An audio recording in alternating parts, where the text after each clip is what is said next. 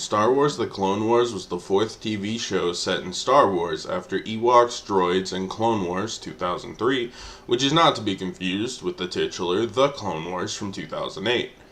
In the 3 years between Revenge of the Sith and the arrival of this film, which acted as essentially a theatrical pilot for the show, intended to further flesh out the time between episodes 2 and 3, the future of Star Wars was slightly unclear to the audience. George Lucas didn't seem interested in moving the timeline forward from Return of the Jedi, but it also seemed like he was open to additional works within the Star Wars franchise. Around this time, he was actively helping with the creation of Clone Wars, the show, as well as The Force Unleashed, both of which would flesh out the timelines between films, a little bit, within the series. When this movie was finally being promoted, I was pretty excited, as I was a 10-year-old and a pretty huge Star Wars fan. Having previously watched episodes 2 and 3 theatrically, and wearing my episode 1 VHS down to nothing, I also had 4 through 6 admittedly, and I watched episode 6 the most at the time, but regardless, I saw this with my similarly obsessed with Star Wars friend, and I remember we both enjoyed it quite a bit. We both thought the new character of Ahsoka was cool, but we were confused how she fit into the wider universe since we didn't see her in Revenge of the Sith or the original films, but I suppose that's a mystery we'd have to wait and see later on. The film itself would be greenlit by George Lucas. After approving the show, he was watching a series of episode segments in a screening room and figured a good way to introduce the show would be to first take the first few episodes and try to essentially edit them together into one cohesive film. This also made a cleaner pitch to send to Warner Bros., who could end up distributing the film in lieu of Fox, who distributed the 6 live-action original films, the hope being that sending them a Star Wars film to distribute and work on would also convince them to air the further TV series for Star Wars, The Clone Wars, on their subsidiary cable channel Cartoon Network. Warner would soon agree to these terms and distribute both the film as well as the original run for the TV show up through season 5, after which the show would head to Netflix for a season, before Disney Plus was developed and finally seen the last season air on Disney Plus. Regardless, we're getting way ahead of ourselves, but may come back to that one day. The release of this film, despite being essentially just an afterthought, acted both as strong advertising for the series, an early look for the fans, and a proof of concept for Warner Brothers, and further would allow hungry Star Wars fans a theatrical release and a reason to head to the theater. And finally, and most essentially, the film could help offset the cost a tiny bit for the wider series, which was a pretty expensive series for the time. Trying to bring 3D animation to a weekly action TV show with lots of action and tons of keyframes isn't really cheap.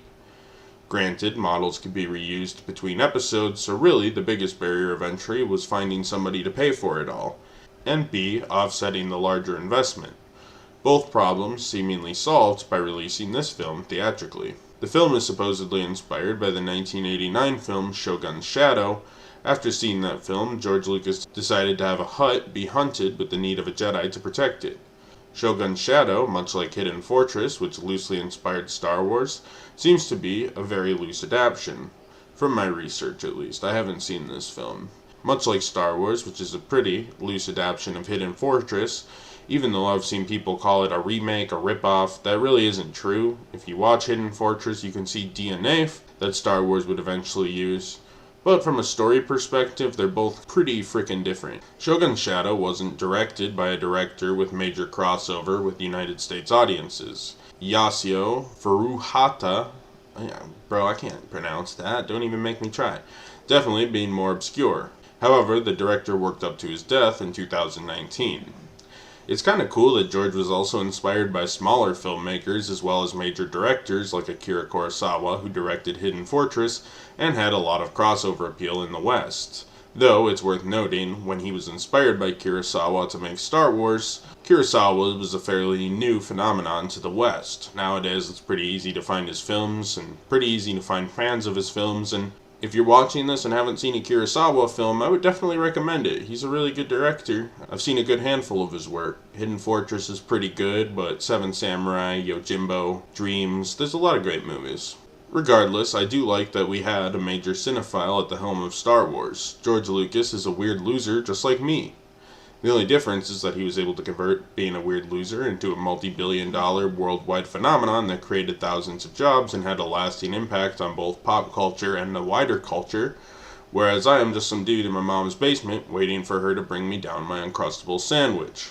Mom, where the fuck is my Uncrustable sandwich? George Lucas convinced a few of the actors from live action to reprise their roles for the movie, with the intention to then have voice actors do the week-to-week TV show.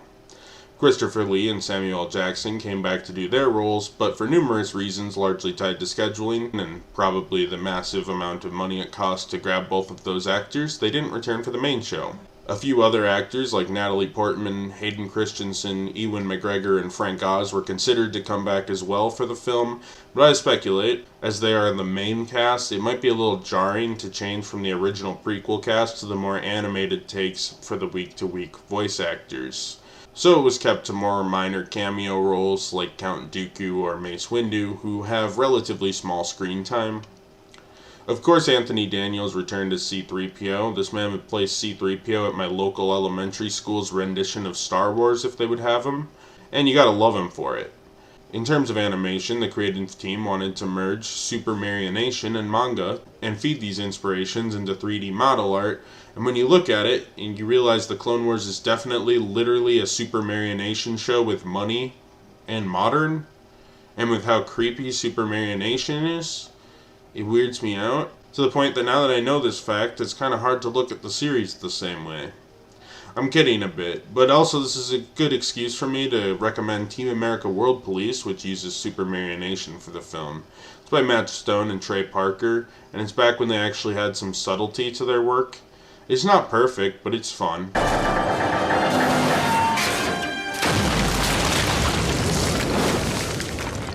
Damn, I missed him! Anyhow, back on topic. George Lucas, specifically, did not want to have the show look realistic or too much like Pixar projects, and preferred the stylized nature. For one, it would save costs, which was something George Lucas was big on, becoming more of a businessman than a director by the end there.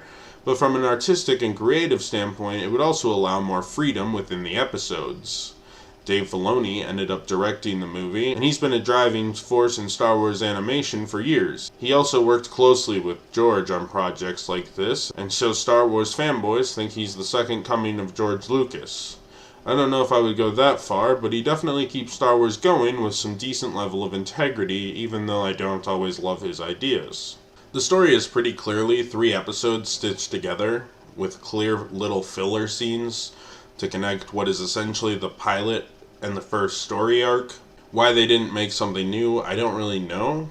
Anyhow, the film starts with Anakin and Obi-Wan leading their clone squads to fight a separatist fleet who have been invading the planet of Christophorus. Anakin and Obi-Wan effortlessly get victory, but the victory is short-lived as the general of the separatist platoon returns with reinforcements. But due to a lack of communications, Anakin, Obi-Wan, and their clone units are on their own. This is when Ahsoka pulls up on the battlefield mid-battle and starts harassing Anakin, telling him she's his Padawan, to his surprise. Yoda's kind of a cheeky bastard for just dumping a Padawan on Anakin without informing him or teaching him how to be a Jedi Master. Regardless, the battle rages on, and Obi-Wan pretends to surrender and talks to the captain of the droids, while Anakin sneaks in with Ahsoka to take out the deflector shields and win the battle. What Anakin, Obi-Wan, and Ahsoka did is considered purification and is considered a war crime in real life. Purification is when one side pretends to act in good faith in an attempt to end a conflict easily when the other side's guard is down. But, hey, it's Star Wars, so there's no such thing as war crimes. I mean, it's probably a war crime to use the Death Star, which the Empire would do later. I think plenty of war crimes are done in Star Wars, so you know what? I'll give Obi-Wan and Anakin a pass for their cheeky little move. Following the battle, Yoda pulls up and mentions that it'd be necessary for Anakin and Ahsoka, and Anakin's clone unit, to head to Tatooine to help Jabba save Jabba's son, Stinky, who was kidnapped. Stinky is the OG Baby Yoda, but unlike Baby Yoda, there isn't any mystery, and the baby Jabba the Hutt isn't particularly cute. Also, the fact that Jabba has a little Jabba baby gets my mind racing. How do these giant slugs reproduce? Looking at Stinky, he seems fully Hutt. Is it an egg system? I wish I knew.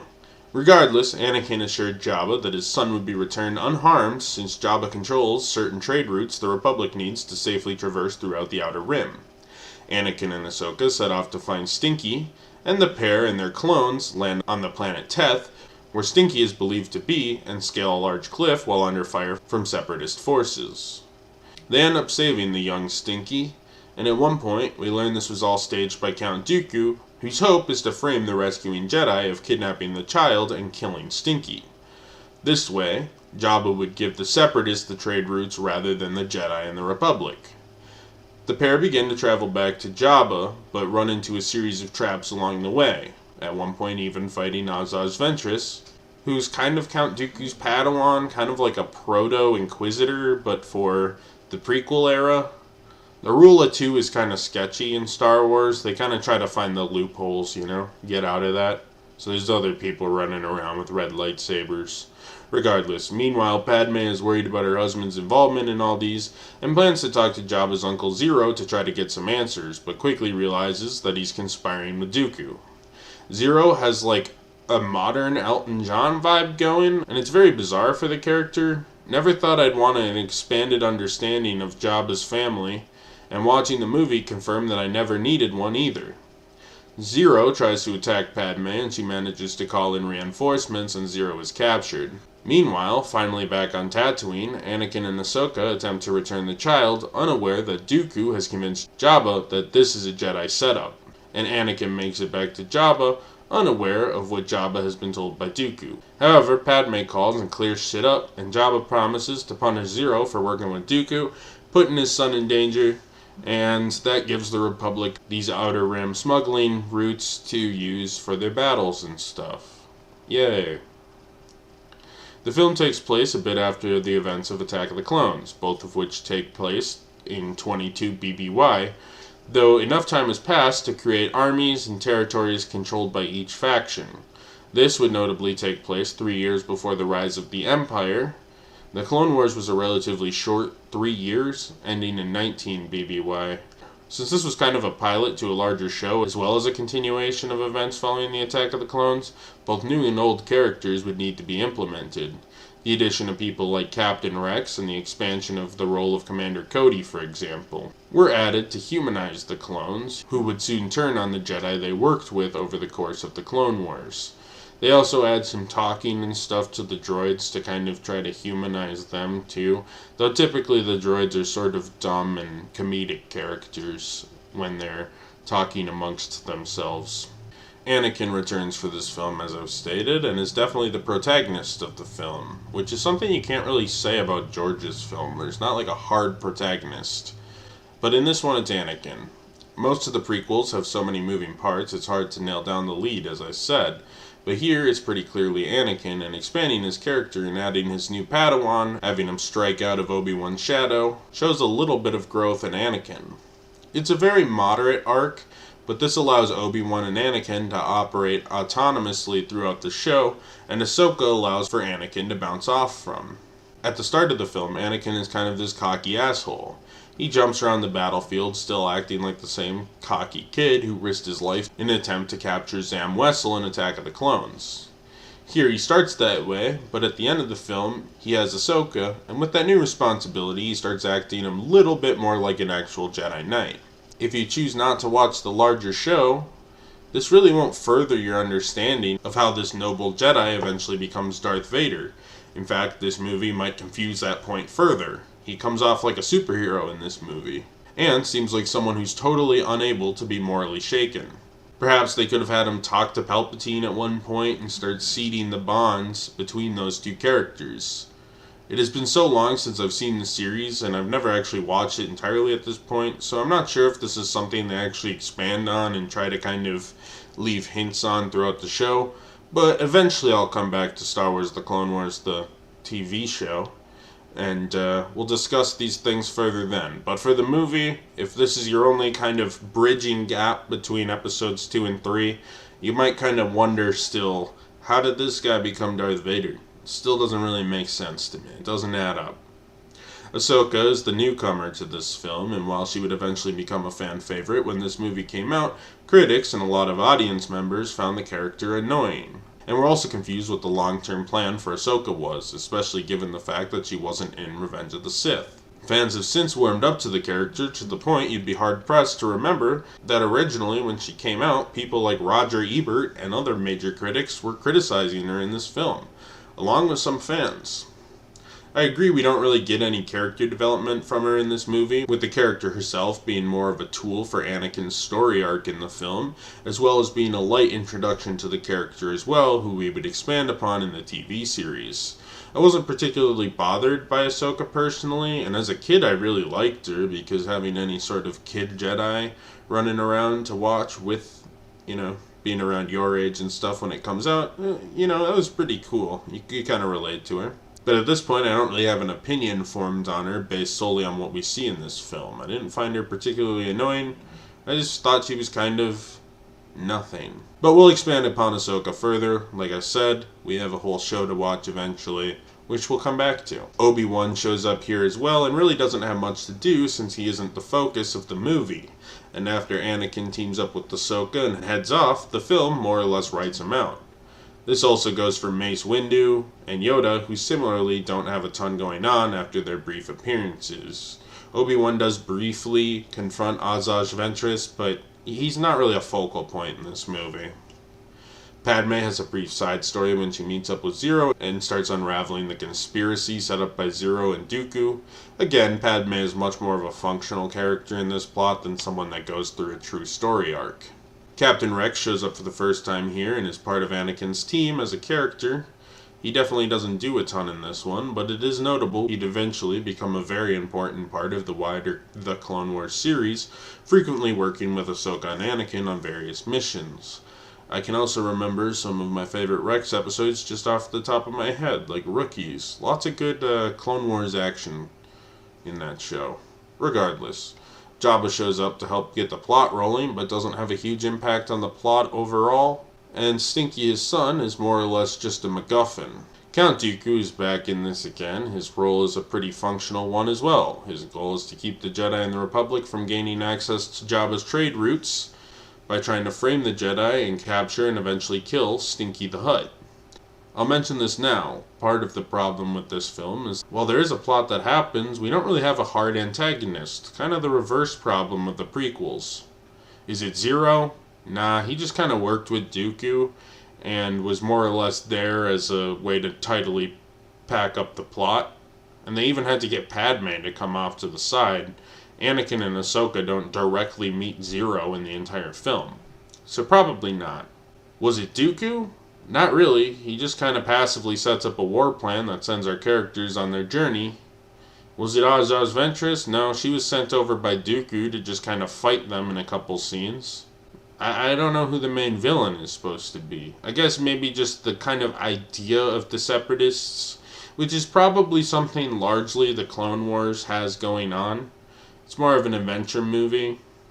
But I wish there was more of an antagonist in this film, if I'm being honest. It would have made it feel more cinematic than serialized. And that makes this film feel a little more like television. Asajj Ventress is sent to kill Stinky in the film, but is unsuccessful. I guess she would have been a villain, but she just kind of shows up for a few scenes, as I've said. Notably, this is her first canon appearance after being created for the 2003 Clone Wars TV series in Chapter 6. So that's kind of cool. I thought it was pretty cool seeing her pulled over at the time. I watched the Clone Wars 2003 while it was airing as kind of a intermediary between Revenge of the Sith and Attack of the Clones, and I remember Asajj Ventress being one of the highlights of that show. So, pretty cool seeing her translated over into canon and getting an expanded role from those short vignettes. Ultimately, I think flimsy characterization and a lack of a clear villain holds this film back a bit. I think it's a good introduction to Anakin, and we start learning a bit about Ahsoka, but she really isn't fleshed out enough for her to make a major impact on the film overall, beyond just helping the plot move along. We talked a bit about the animation earlier, but I wanted to talk a bit more about it. Honestly, it's mostly pretty good. I'll admit when I was a kid I was a little put off by the style, but I got used to it back then, and now I enjoy it quite a bit. I was also put off by Rebels style at first, and again, we may get back to that one day, but the team behind these shows usually have a plan in mind to get the vision to come together, that makes sense.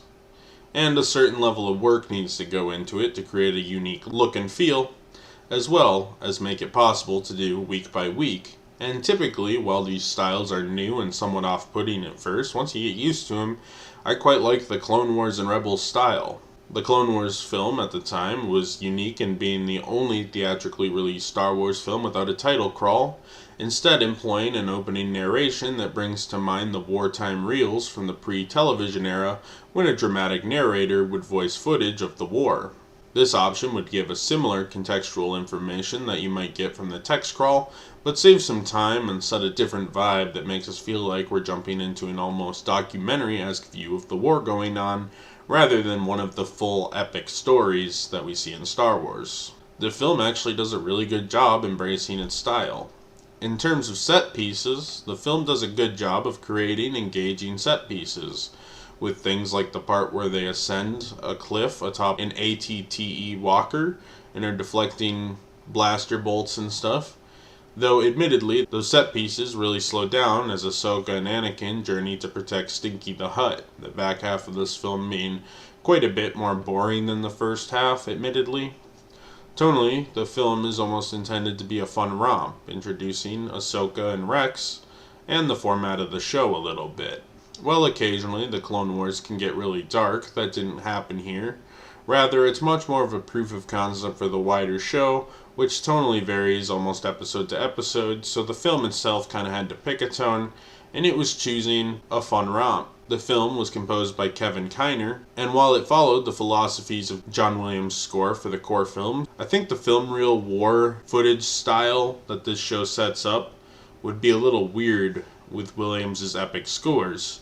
So while I think it's a really solid score and feels right in place in Star Wars, it actually did a really good job of meshing both the style of the show with the philosophies of Star Wars music. In the editing room, George wanted this film to be edited more like a live-action film, so that's how they worked it. The film uses wide angles, long shots, and lighting techniques above storyboards that allows for more of a live-action cinematic feel and allows it to slot in better with the Star Wars live-action films over the more scientific and precise editing styles of typical animation. This in part worked out due to the nature of using 3D models to create the animation. If the film was hand-drawn or drawn without models, this technique would be next to impossible to achieve without adding millions of dollars to the budget. The film was edited by Jason Tucker, who would go on to edit most of the show proper as well, and he also worked in the editorial department for other TV shows like David Lynch's Twin Peaks reboot in 2017. He is by no means well known, but definitely has an incredibly solid resume for a TV editor. To work on such large projects has to be an achievement in and of itself. Most TV editors don't get to work directly with the likes of David Lynch and George Lucas, so that's a pretty impressive feat. Okay, on to the positives. While Clone Wars 2003 basically just gave us glimpses into key moments of the Clone Wars, this film opens the door for us to see the day-by-day of the Clone Wars and greatly expands the lore. Also, in hindsight, Clone Wars 2003 was removed from canon, making this film and the eventual show following it the definitive events of the Clone Wars. It is nice seeing these events, especially since Attack of the Clones ends after the first battle of the Clone Wars, and Revenge of the Sith follows the conclusion of the Clone Wars and the rise of the Empire, as we knew it from the original trilogy. Anyways, this is our first taste of that, which is pretty cool. Interestingly, this is Star Wars' only animated feature-length film. There were some 45-minute LEGO Star Wars television specials, but they fall out of the feature-length category and aren't really Star Wars films, more LEGO adventures made for young children. The choreography and keyframe animation is pretty dynamic, and while a bit more exaggerated than the prequels, still works pretty well within the context of the prequels. And while critics hated Ahsoka at first, this ended up being the basis for a character that fans really love. But this film was definitely more about using her to establish the dynamic Anakin would have with her, and a minor arc for Anakin, rather than really bothering to expand on Ahsoka too much. But Ahsoka went on to have plenty of establishment. I think the issue is the film is 3 TV episodes merged into one, and by that perspective I can see why Ahsoka was initially looked upon with a lot of skepticism. The job of these 3 episodes was to introduce Ahsoka. We didn't really need to start having arcs immediately when you consider that she was part of a longer show. But when you put this to theater screens, it just becomes a little weird, like, who is this character? I do think it's cool that she was a Twi'lek, since we don't really have many non-human characters in Star Wars except Chewie, R2, and C-3PO, who are more functional characters for certain scenarios that the core leads have to deal with. Nothing against Chewie, R2, or C-3PO, but they aren't exactly designed to push the story along too much or add a ton of emotion to the film. I agree, though, that in live action, the makeup would be a huge pain in the ass, but there's tons of cool species that could be set up as major characters in Star Wars that would be just as expressive as humans, and I guess it makes more sense to do that in animation, given the makeup and effects. But most of our major Star Wars characters to this day are still human or human-like, be that clones, stray humans, or even Din Djarin, who's like a Mandalorian or something. But I do like the detail that we kind of get to see a different looking character. And I don't think every major character in Star Wars needs to be human, is basically my point. And establishing Ahsoka as a major character in the film and ultimately the show was a cool idea. Also, while most of the voices are new to the characters when compared to the live-action films, they all work pretty well. Obi-Wan and Anakin, for example, are definitely more animated than in the movie, which is more reserved, but that works since, well, this is an animated movie. And guests like Christopher Lee and Sam Jackson were fun additions to the cast of the movie, despite them not carrying over to the main show, and it added some legitimacy to the film. Finally, the opening battle at Christophsis is a pretty damn fun and cool way to introduce the movie, and the Teth climb was also a major highlight. Sadly, though, the rest of the plot failed to keep up the momentum, as from the first meeting with Jabba up until the end with Stinky being returned to Jabba, it just feels kind of boring and fails to keep up the momentum of the rest of the film. The plot would ultimately work better for a series of episodes. The fact that the ultimate goal of the film is to gain access to smuggler routes falls a bit short of movie-worthy to me and feels more like a filler episode. The first film was about blowing up the Death Star. The second film was about confronting Vader. The third film was about crippling the Empire, and the prequels each had strong plot hooks with them as well. The first one being about finding Anakin in Return of the Ancient Threat of the Sith. Episode 2 was about how the galaxy fell into the Clone Wars, and Episode 3 was the fall of the Jedi and the rise of the Empire. And this film? They need to save Stinky the Hutt to gain access to some trade routes so it's easier for them to fly around planet to planet. It's a very episodic plot, and from my memory of the wider Clone Wars series, this arc kind of falls into the realm of filler territory. This is like the 7th feature film released in the Star Wars franchise, a tentpole in American film and sci-fi, and it's a filler arc for a TV series, which just seems like poor planning on George's part. I don't think for the show it would have been too bad, but when he decided to retool it to be a film, it needed to be bigger and more dramatic. As a consequence, this feels like a TV movie or a long pilot of the show. Older folks or people without cable may have had this as their only link between episodes 2 and 3, and this would not be a satisfying fill-in given that context. The movie also has pretty harsh editing cuts between film acts, which were obviously episode conclusions, that were later sloppily edited into this feature film. Finally, I have to get this off my chest. Not sure if I've ever talked about the Darth Vader effect in films and comics, but that's a trend that annoys the shit out of me, and I've developed it a number of years ago. When Disney got control of Star Wars, Marvel, another subsidiary of Disney which was acquired in 2009, took over the Star Wars series for comics. I was reading it because everyone had Star Wars fever back in 2015, and this was some of Disney's earliest takes on additional canon, and I was wondering what Disney had in store. Jason Aaron, who wrote the first few arcs for his part, is a pretty great writer and was killing it at Marvel around this time, developing things like Jane Foster Thor, which, say what you will about Thor 4, but the comic arc was actually really good. But in one of the first arcs for the Star Wars comic, set between Star Wars and Empire, Luke meets up with Darth Vader and escapes. And it happens again and again and again. It got me wondering how strong Darth Vader could really be if he's constantly trumped by Luke. Also, kind of lessens the blow of Luke facing his fears and confronting Darth Vader and Empire if they've already met like 9 other times. I think the original intent for the material was that Luke sees Vader killed his Jedi who got him into this journey and is impossibly strong. So when he stands up to him in Cloud City, it's a big deal. And Luke doesn't go out unharmed. But nah, in reality, in canon now, they met several times, and Luke always gets the best of Darth Vader. In fact, Cloud City, Luke was kinda lacking. Disney made this worse even recently, when they made their Obi-Wan show, and Obi-Wan beats Vader, then just walks away without killing him, inexplicably.